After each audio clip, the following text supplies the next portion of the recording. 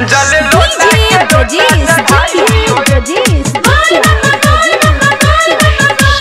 बन के कमरिया हमरो समरिया हमरो समरिया हमरो समरिया बन के कमरिया हमरो समरिया बाबा के बूटी चढ़ाई लियो रे का कहीं सखी हमरो सजनवा जल लोटा के लोटा चढ़ाई दियो रे जल लोटा के लोटा चढ़ाई दियो रे जल लोटा के लोटा चढ़ाई दियो रे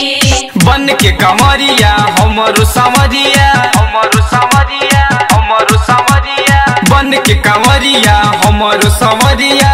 बाबा के बूटी चढ़ाई लियो रे का कहीं सखी हमरो सजनवा जल लोटा के लोटा चढ़ाई दियो रे जल लोटा के लोटा चढ़ाई दियो रे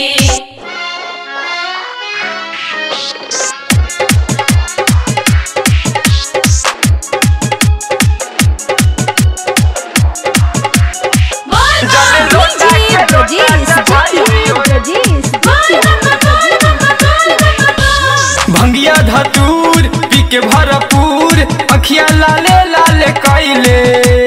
भइल जब भीड़ गईले उगीर भोला के जलवा चढ़ाइले बोल बम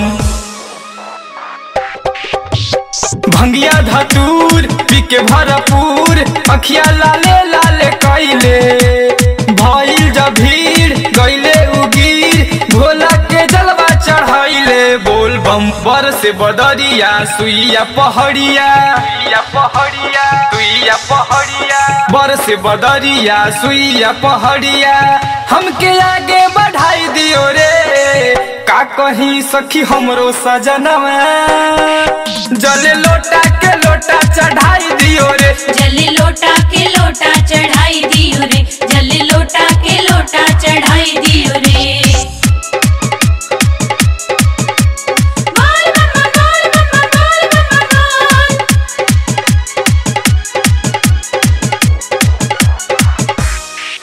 जल लोटा के लोटा चढ़ाई दियो रे